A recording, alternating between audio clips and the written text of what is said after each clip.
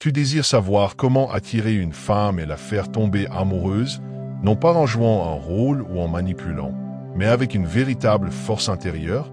Dans cette vidéo, je vais te dévoiler 8 principes psychologiques inspirés du stoïcisme qui vont révolutionner ta façon d'aimer et d'attirer.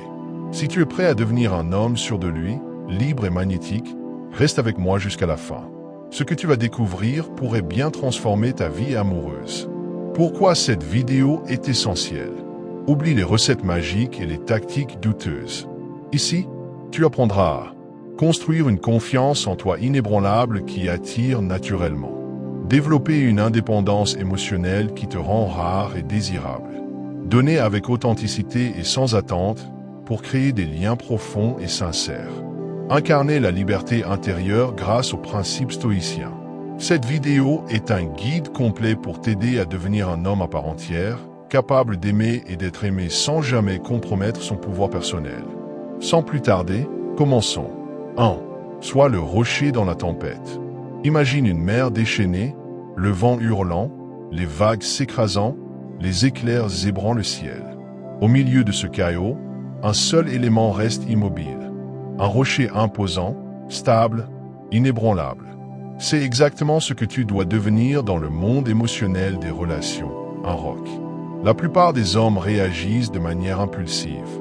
Ils s'énervent vite, paniquent, tentent de contrôler l'autre ou se perdent dans des émotions instables.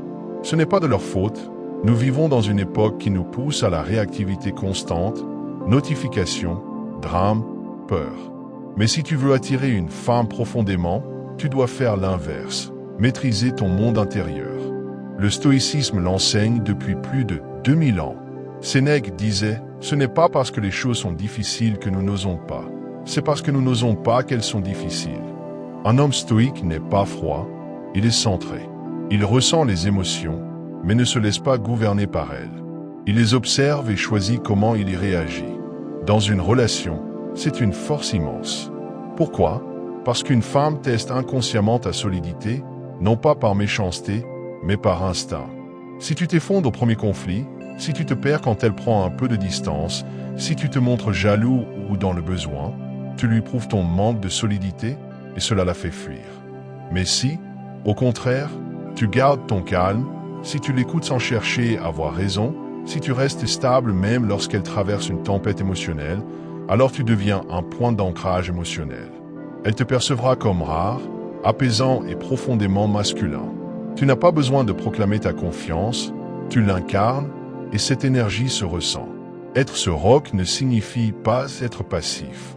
Cela signifie que tu choisis ta réponse au lieu de réagir impulsivement. Dans un monde où chacun court après l'attention et s'écroule au moindre stress, c'est magnétique. Le stoïcisme ne t'apprend pas à plaire, il t'apprend à maîtriser ton propre royaume, ton esprit. Une fois que tu es maître de toi, plus rien ne t'échappe vraiment. Ni les émotions, ni le rejet, ni les jeux de pouvoir. Tu observes, tu comprends, tu choisis.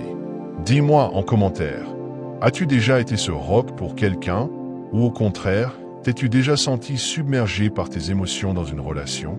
Je réponds à tous les commentaires, alors n'hésite pas à partager ton expérience ou ta vision. 2. Maîtrise l'art du silence.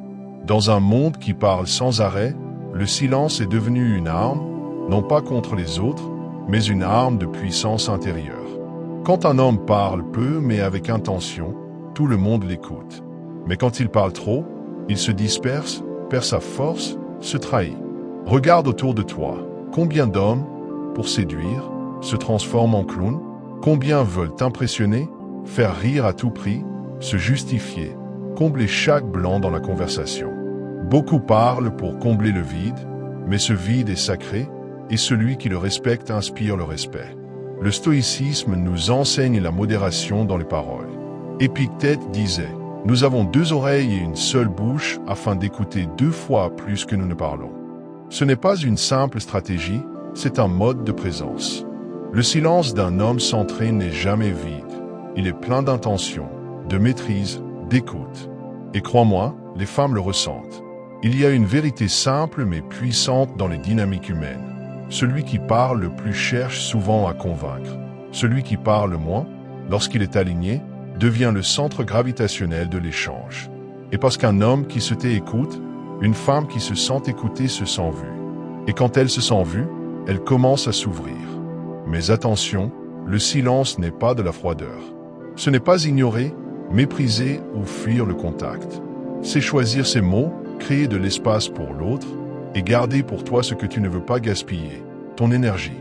Un homme stoïque ne parle jamais pour prouver, il parle pour servir le moment. Il sait que chaque mot est comme une flèche. Elle doit être tirée avec conscience.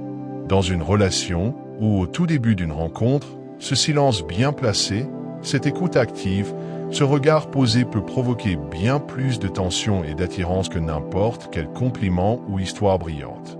La parole est précieuse, mais le silence bien tenu est royal. Dis-moi en commentaire, as-tu déjà utilisé le silence avec impact? Est-ce que tu parles trop pour impressionner? Ou arrives-tu à rester centré dans l'échange? Je réponds à tous les commentaires, donc partage ton expérience, nous avançons ensemble. 3. Sois indépendant émotionnellement. Si tu veux qu'une femme tombe amoureuse de toi, ne cherche jamais à ce qu'elle remplisse un vide en toi. Aussi paradoxal que cela puisse paraître, plus tu as besoin d'elle, moins elle se sent attirée. Ce que le stoïcisme t'enseigne ici, c'est l'art de ne pas dépendre émotionnellement de qui que ce soit. Ce n'est pas de l'indifférence, c'est de l'autonomie intérieure. Tu ne peux pas bâtir une relation saine si tu n'es pas capable de te tenir droit seul. Sinon, tu vas inconsciemment demander à l'autre de te rassurer, de t'aimer à ta place, de calmer tes insécurités. Et ça, ce n'est pas attirant, c'est lourd. Un homme émotionnellement indépendant n'a pas besoin d'une relation pour se sentir complet. Il choisit une femme, mais ne s'y accroche pas par peur du vide. Il est bien seul, il est bien en couple. Dans les deux cas, il reste lui-même. Marc Aurèle écrivait que l'âme demeure indifférente à ce qui ne dépend pas d'elle. Et qu'est-ce qui ne dépend pas de toi? Les émotions de l'autre, ses réactions, son amour, son attention. Ce qui dépend de toi, c'est ton calme, ta maîtrise, ta direction. Quand tu n'es pas émotionnellement dépendant, tu n'as pas besoin d'envoyer 15 messages quand elle ne répond pas. Tu ne paniques pas quand elle prend de la distance. Tu ne modifies pas ton comportement pour qu'elle t'aime. Tu restes aligné avec qui tu es. Et là, sans même le vouloir, tu crées de l'attirance. Pourquoi? Parce que tu deviens rare. Tu deviens ce point fixe que rien ne perturbe. Une femme n'a pas envie d'être ton oxygène, elle veut respirer avec toi, mais pas à ta place. Si elle sent que tu la regardes comme si elle était responsable de ton bonheur, elle s'éloigne. Mais si elle te sent libre, serein, complet, elle se rapproche. Elle se dit, cet homme n'est pas dans le besoin, il est dans le choix. Et ça, c'est puissant. L'amour vrai n'est quand deux êtres libres choisissent de marcher ensemble, pas quand l'un s'accroche à l'autre pour survivre. Le stoïcien cultive un cœur fort, il ne fuit pas l'amour, mais il ne confond pas amour et dépendance. Dis-moi en commentaire, as-tu déjà ressenti une dépendance émotionnelle dans une relation? Ou au contraire, arrives-tu à rester centré même quand tu tiens fort à quelqu'un? Je réponds à tous les commentaires, ce sujet est profond, parlons-en ensemble. 4. Donne sans attente. Voici une vérité brutale. Plus tu donnes avec l'espoir de recevoir, moins tu reçois. C'est une loi invisible mais puissante. Les gens sentent quand tu fais quelque chose par besoin de retour, et cela tue l'authenticité. Cela met une pression inconsciente sur l'autre, et surtout, cela te rend dépendant du résultat. Tu deviens un mendiant émotionnel au lieu d'un homme libre. Le stoïcisme, lui, te dit, fais le bien parce que c'est bon, pas parce que ça te rapporte. Quand tu fais un compliment à une femme, est-ce que tu attends qu'elle te le rende? Quand tu lui offres du temps, de l'énergie, un cadeau, espères-tu qu'elle te le rende en amour, en attention? Si oui, tu n'es pas en train de donner, tu essaies de marchander. Mais l'amour n'est pas une négociation, c'est un art. Un homme stoïque donne par alignement, jamais par calcul. Il agit selon ses valeurs. Il se dit, j'ai envie de faire ça, ça me ressemble, alors je le fais et je laisse aller le résultat. C'est ça la puissance du détachement. Ce n'est pas ne rien ressentir, c'est faire les choses avec cœur sans dépendre de ce que l'autre fera ensuite. Et c'est cela, paradoxalement, qui crée un attachement sain. Parce que les femmes perçoivent très bien l'intention derrière tes gestes. Si tu donnes sans attendre, tu incarnes un amour mature. Tu lui dis inconsciemment, je suis entier, Tu es un bonus, pas un besoin. Et cette posture est magnétique. Elle ne te perçoit pas comme un homme qui essaie de gagner quelque chose, mais comme un homme qui incarne quelque chose. Le stoïcien ne donne pas pour séduire, il donne parce que c'est juste. Et s'il n'y a rien en retour, il reste droit. Il n'a pas donné pour recevoir, il a donné pour être aligné avec lui-même. Et le monde fonctionne étrangement. Quand tu fais ça sincèrement, les choses reviennent souvent, mais d'une autre manière, parfois plus tard, parfois sous une autre forme. Mais elles reviennent parce que l'univers reconnaît les hommes justes et les femmes aussi. Alors, donne, mais donne sans contrat invisible. Donne avec classe, avec détachement et surtout, sois capable de partir si tu sens que ça devient un jeu à sens unique. Tu mérites le respect, mais commence par te respecter assez pour donner avec noblesse. Dis-moi en commentaire, as-tu déjà trop donné en espérant que l'autre t'aime plus? As-tu déjà ressenti cette attente frustrante ou as-tu appris à donner librement sans pression? Je réponds à tous les commentaires, ta réflexion peut inspirer quelqu'un d'autre ici. 5. Travaille sur toi plus que tu ne poursuis les autres. Il y a 2 types d'hommes, ceux qui courent après les femmes et ceux que les femmes remarquent parce qu'ils courent après leurs objectifs. Et tu sais quoi? Ceux qui sont les plus désirés ne cherchent pas à séduire. Ils se construisent, ils avancent, ils se dépassent. Et cette trajectoire devient attractive en soi. Le stoïcisme t'apprend que la plus grande des conquêtes n'est pas celle d'un cœur, mais celle de toi-même. Marc Aurèle écrivait « Mets ton énergie à être meilleur, non à plaire aux autres ». Chaque fois que tu sacrifies ton énergie pour courir après quelqu'un qui te néglige, tu t'affaiblis intérieurement. Tu dilues ta valeur, tu te transformes en mendiant de validation et tu crois que c'est de l'amour.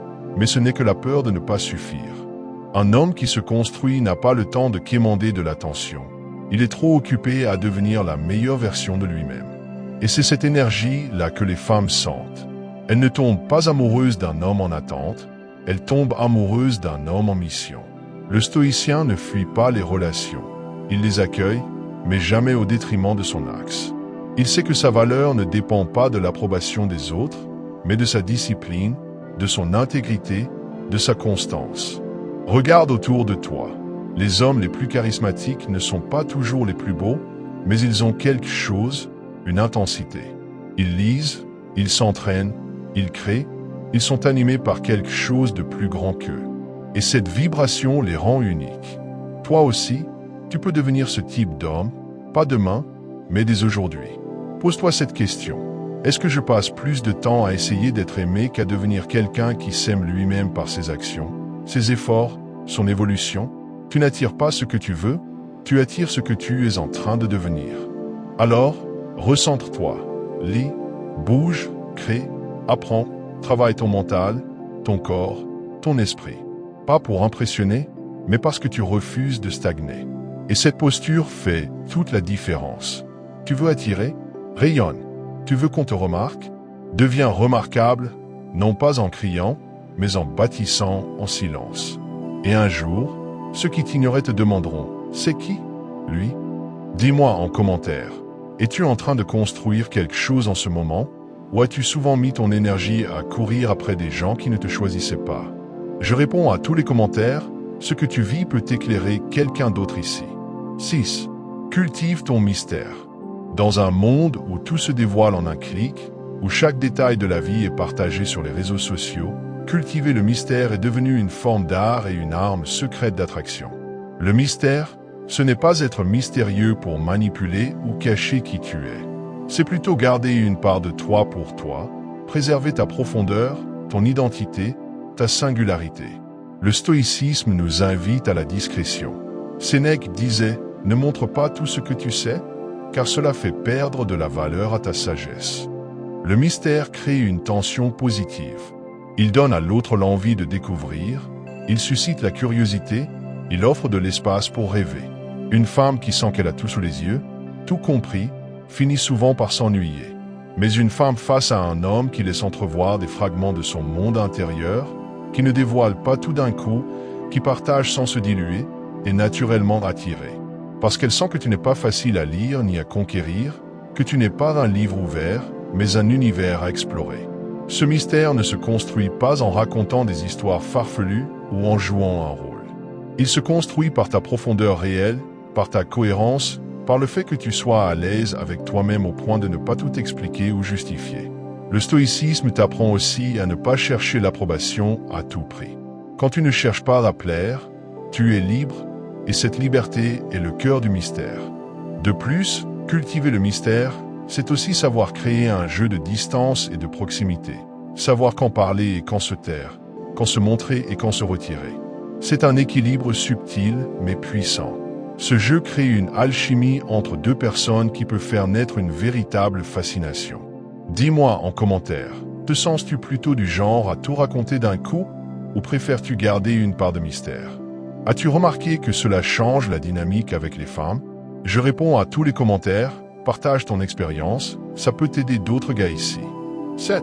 Sois cohérent et authentique. Dans un monde où les masques sociaux sont légion, où chacun tente parfois de jouer un rôle pour plaire, la cohérence et l'authenticité sont des qualités qui brillent comme un phare dans la nuit.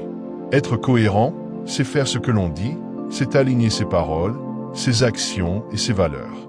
C'est ne pas changer de personnalité en fonction des situations ou des personnes. Le stoïcisme enseigne cette discipline intérieure. Sénèque disait « La véritable grandeur consiste à être maître de soi-même ». Une femme, au-delà des mots, ressent cette cohérence. Elle voit si tu es vrai, si tu tiens ta parole, si tu es stable dans ta manière d'être. Cette stabilité est rassurante et profondément attirante. L'authenticité, elle, est le courage d'être soi sans artifice.